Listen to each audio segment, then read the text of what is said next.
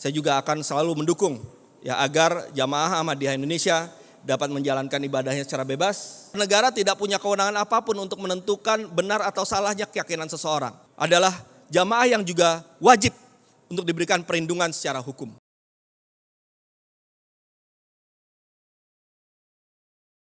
Assalamualaikum warahmatullahi wabarakatuh.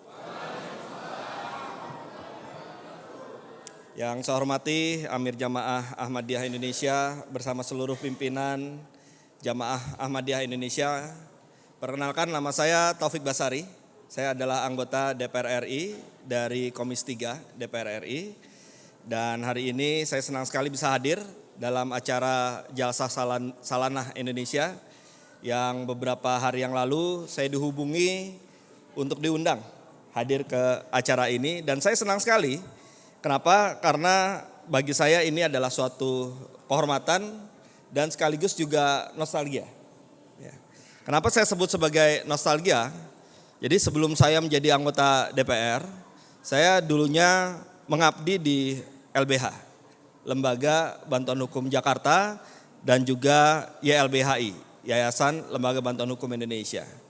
Dan selama saya mengabdi di LBH, tahun 2000 sampai 2006, dan terakhir saya sebagai Direktur Bantuan Hukum di YLBHI, ya kita di LBH ini termasuk pihak yang selama ini konsisten untuk selalu mengadvokasi ya jamaah Ahmadiyah Indonesia ya terkait dengan permasalahan-permasalahan yang dihadapi di Indonesia ini. Saya masih ingat betul tahun 2005 ya saya sempat membantu untuk memberikan kampanye internasional ya terkait dengan penyerangan terhadap kampus ini, kampus Mubarak ya tahun 2005 kalau nggak salah ya. Ya tahun sampai pelangnya disuruh dilepas dan seterusnya, saya masih ingat betul. Saya membantu kampanye internasional karena saat itu saya lagi sekolah di Amerika.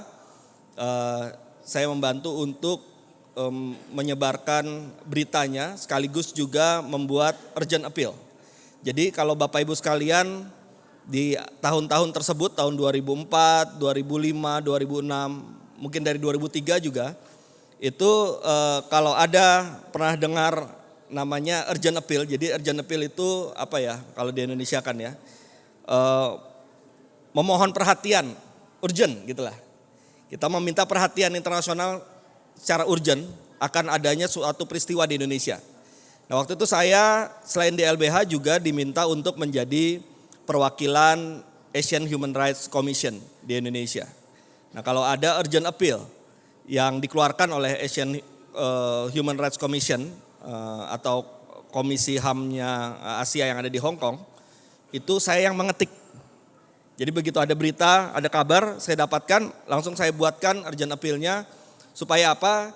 Supaya masyarakat internasional tahu apa yang terjadi di Indonesia, apa yang dialami oleh jamaah Ahmadiyah Indonesia, dan kemudian kita minta agar berbagai kalangan internasional juga melakukan pendesakan ya kepada otoritas-otoritas di Indonesia untuk memastikan adanya jaminan perlindungan hukum dan perlindungan hak asasi manusia bagi jamaah Ahmadiyah Indonesia.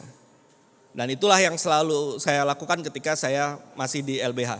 Oleh karena itu ketika saya diundang hadir di sini, saya senang sekali ya karena mudah-mudahan ini juga bagian dari kita kembali menjalin silaturahmi antara saya selaku pribadi, sekarang sudah tidak LBH lagi, sekarang sebagai anggota DPR dengan jamaah Ahmadiyah Indonesia.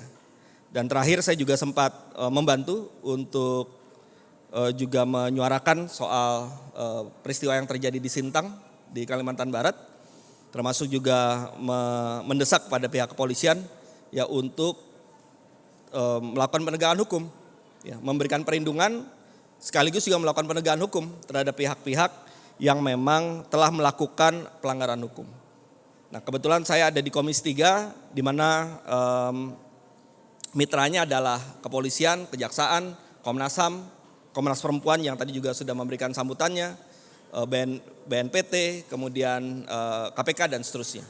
Nah jadi itulah yang selama ini saya lakukan dan insya Allah Bapak Ibu sekalian saya akan tetap komitmen ya dalam rangka untuk menjamin perlindungan hak asasi manusia termasuk menjamin perlindungan kebebasan beragama di Indonesia, ya, saya juga akan selalu mendukung ya agar jamaah Ahmadiyah Indonesia dapat menjalankan ibadahnya secara bebas ya, dan mendapatkan perlindungan dari negara karena memang negara memiliki tugas dan tanggung jawab untuk melindungi seluruh warga negaranya, termasuk dalam hal menjalankan ibadahnya.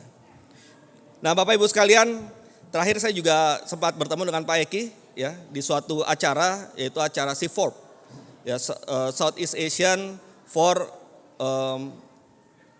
Freedom of Religion and Belief ya, atau kita kumpulan dari lembaga-lembaga termasuk juga para anggota parlemen di Asia Tenggara yang peduli terhadap kebebasan beragama.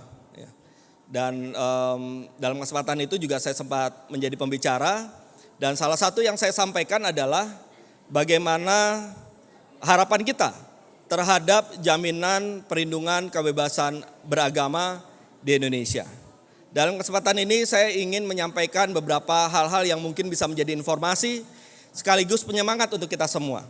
Jadi di Komisi 3 baru saja kita menyetujui adanya Kitab Undang-Undang Hukum Pidana yang baru, ya, menggantikan Kitab Undang-Undang Hukum Pidana produk kolonial yang waktu itu dibuat oleh Belanda, kemudian diadopsi menjadi undang-undang oleh Indonesia, dan kemudian selama Indonesia merdeka sempat ditambahkan, disisipkan beberapa pasal, termasuk juga pasal tentang penodaan agama di dalam KUHP yang lama, ya, yang selama ini selalu menjadi bagian yang kita advokasi di LBH dulu, ya, terkait dengan pihak-pihak yang tidak menghargai kebebasan beragama, kemudian ada upaya-upaya untuk menghambat kebebasan beragama ataupun memiliki suatu kepercayaan yang mungkin berbeda dengan mayoritas pemeluk agama di Indonesia. Nah, kita patut bersyukur Bapak Ibu sekalian, ya, dalam KUHP yang baru terdapat beberapa pembaharuan. Pembaharuan ini mungkin juga bisa disampaikan kepada Bapak Ibu para jamaah Ahmadiyah Indonesia di seluruh Indonesia. Ya. Pertama-tama dalam KUHP baru kita tentu memperbaharui asasnya. Ya. Ada buku 1, ada buku 2. Buku 1 berisi tentang asas-asas dan ketentuan umum. Buku 2 berisi tentang delik. Delik itu adalah rumusan mengenai perbuatan dan sanksinya apa. Nah, buku 1 ini menjadi penting karena kalau kita bandingkan dengan KUHP yang lama yang saat ini berlaku, karena nanti KUHP baru kita baru berlaku 3 tahun lagi Bapak Ibu. Jadi kita masih ada waktu 3 tahun untuk sosialisasi, nanti tahun 2025 baru akan berlaku. Nah, jadi KUHP yang lama ini dibuat di akhir abad 19. Ya, dari akhir abad 19 sampai sekarang tentu banyak perkembangan, ya, termasuk perkembangan asas-asas hukum. Nah, kalau dulu KUHP disusun itu memang untuk menjadikan hukum pidana ini sebagai upaya untuk membalas, ya, suatu perbuatan dilakukan kemudian dilakukan pemidanaan untuk membalas terhadap perbuatan yang dilakukan tersebut. Kalau KUHP yang baru kita lebih maju karena ada konsep pemidanaan modern, yakni kita ingin pemidanaan kita lebih restoratif, korektif dan rehabilitatif. Maksudnya adalah ketika pelakunya dia dipidana, maka kita harus mendorong agar si pelaku ini bertobat. Ketika masyarakat ini memahami ada satu kejadian pidana di sekitarnya, maka masyarakat harus mendapatkan hikmah, pelajaran dari peristiwa tersebut untuk ke depan melakukan pencegahan-pencegahan. Nah, itulah yang kita muat asas-asas baru di dalam KUHP di buku 1 ini. Nah, di buku 2 ada hal yang menarik yang menurut saya penting juga Bapak Ibu para jamaah Ahmadiyah Indonesia untuk mengetahuinya. Dulu kita pernah ada Undang-Undang PNPS tahun 65 tentang penodaan agama, yang kemudian disisipkan juga pasal 156A tentang penodaan agama di KUHP yang lama kita ini. Yang selama ini seringkali dikenakan kepada orang-orang yang dianggap berbeda cara beribadahnya, dianggap berbeda punya keyakinannya dengan mayoritas pemeluk agama di Indonesia. Waktu itu kita di LBH sering mengkritik bahwa negara tidak boleh atau negara tidak punya kewenangan apapun untuk menentukan benar atau salahnya keyakinan seseorang. Itu yang pertama. Yang kedua, keyakinan seseorang itu tidak dapat dipidana Apa yang ada di kepala kita, apa yang ada di hati kita, ada di jiwa kita itu tidak bisa dipidana. Siapa yang bisa menentukan kamu salah atau tidak dalam suatu keyakinan? Negara ya, negara tidak bisa melakukan itu. Semua kembali kepada diri kita masing-masing. Kita mau punya keyakinan apa, kembali kepada diri kita masing-masing. Ya, itu adalah apa yang kita alami sendiri dan keyakinan kita kepada Tuhan yang menciptakan kita. Nah, namun dengan adanya pasal penodaan agama yang selama ini berlaku di Indonesia, seringkali itu kemudian digunakan ya untuk memidana orang-orang yang punya keyakinan-keyakinan yang berbeda itu tadi. Kita punya pengalaman yang cukup panjang ya terhadap praktek kasus-kasus penodaan agama yang dibawa sampai ke persidangan. Nah, belajar dari pengalaman tersebut, maka kita coba berusaha untuk menjadikan KUHP kita itu menjadi KUHP yang tidak lagi menakutkan atau tidak bisa lagi mengancam ya kebebasan beragama. Awalnya masih ada Bapak Ibu. Kebetulan karena saya termasuk orang yang sangat concern terhadap kebebasan beragama, kemudian saya berkomunikasi dengan pemerintah melalui Pak Wamen, Wakil Menteri Profesor Edi dari UGM beliau. Saya sampaikan beberapa hal, kita sempat juga buat saya dan teman-teman dari kelompok masyarakat sipil termasuk LBH, termasuk Komnas HAM, ya Komnas Perempuan, membuat beberapa kali diskusi, webinar dan sebagainya untuk mendorong agar konsep pemidanaan terhadap kejahatan terhadap agama dan kepercayaan itu tidak lagi didasarkan pada persoalan penodaan agama. Ya. Di webinar terakhir saya sempat sampaikan dan setelah itu saya tindak lanjuti dengan melakukan lobby kepada pemerintah. Dan alhamdulillah akhirnya pemerintah bisa diyakinkan, ya, juga bisa memahami keresahan kita selama ini kita punya pengalaman terkait dengan kasus-kasus penodaan agama. Dan akhirnya sekarang tidak ada lagi di dalam KUHP yang baru ya istilah penodaan agama. Meskipun di dalam KUHP baru kita masih ada ya delik tentang kejahatan terhadap agama dan kepercayaan, tapi rumusannya lebih kepada dua hal. Yang pertama lebih kepada di pasal 300-nya itu lebih kepada penyampaian kebencian, permusuhan kepada suatu agama. Jadi perbuatannya harus konkret. Dia harus menyatakan satu kebencian terhadap agama manapun, kepercayaan manapun, ya. Jadi bentuknya kebencian, sama seperti ujaran kebencian lainnya. Jadi kejahatan terhadap agama lebih difokuskan pada soal penyebaran kebencian. Bukan soal penodaan agama lagi, bukan soal internal tadi. Kan soal keyakinan kita menjalankan ibadah itu kan persoalan internal.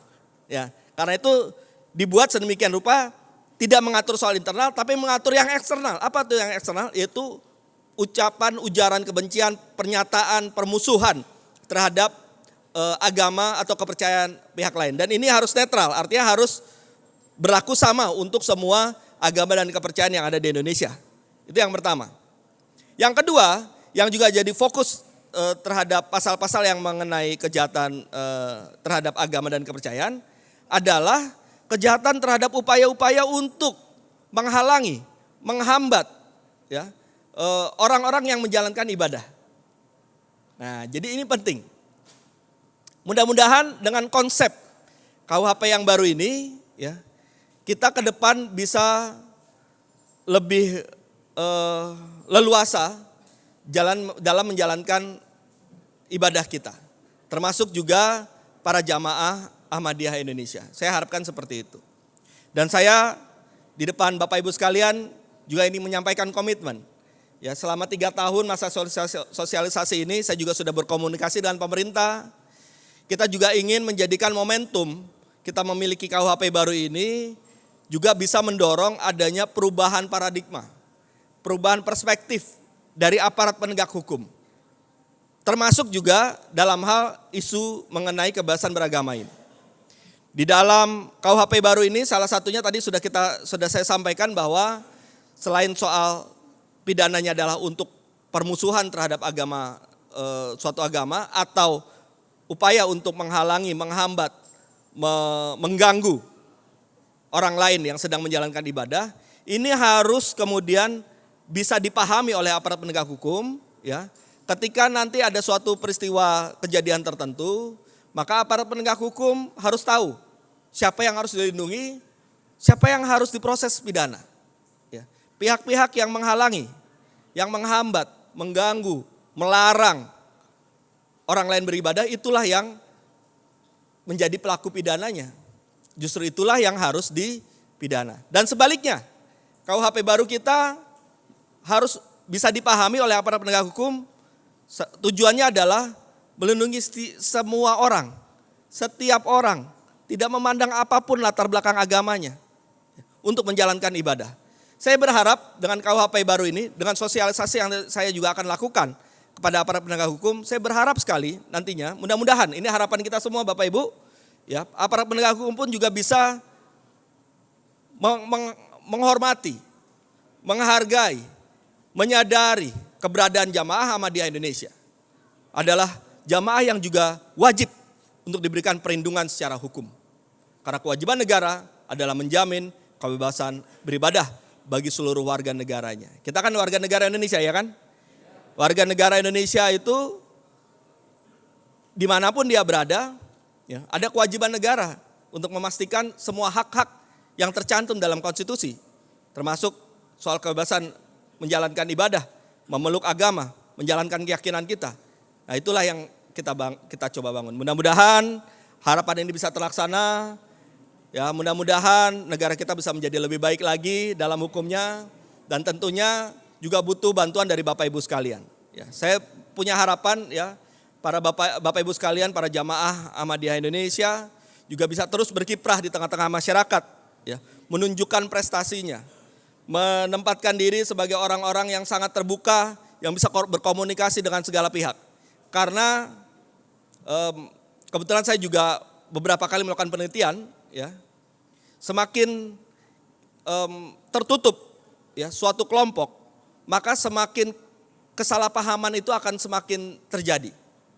Istilahnya semakin jauh dia tidak ada ruang yang saling terbuka, maka dia semakin mengkristal. Ketika dia suatu hal itu semakin mengkristal, semakin keras, maka dia tidak akan pernah bertemu, sulit untuk bertemu. Tapi sebaliknya, ketika semua pihak kita dorong untuk menjadi cair dalam arti bisa berkomunikasi, bisa saling belajar, bisa memahami apa yang mungkin dijalankan oleh pihak lain yang berbeda dan sebagainya, itu sedikit banyak akan membantu upaya kita untuk mewujudkan Indonesia yang penuh dengan toleransi, Indonesia yang beragam dengan menjunjung semboyan Bhinneka Tunggal Ika. Tentu itu yang kita harapkan. Beberapa informasi saya sudah dapatkan misalnya dari Pak Eki, ya, adanya komunikasi di Jawa Tengah ya antara jamaah Ahmadiyah dengan kelompok-kelompok yang lain untuk memberitahukan seperti ini Ahmadiyah dan sebagainya, dan itu bisa mampu untuk membuat pemahaman saling menghargai yang bisa dibangun. Mudah-mudahan itu juga bisa kita lakukan di berbagai tempat, ya. Dan kebetulan saya juga ingin kembali lagi nostalgia juga. Salah satu yang waktu itu juga saya advokasi itu kejadian di Manislor, ya, di Kuningan, ya, Cianjur apa Kuningan itu, Kuningan, ya. Saya sempat datang ke sana waktu itu, tapi setelah sebulan atau cukup agak lama setelah kejadian, saya sempat datang ke sana bersama teman-teman LBH Jakarta untuk melihat kondisinya.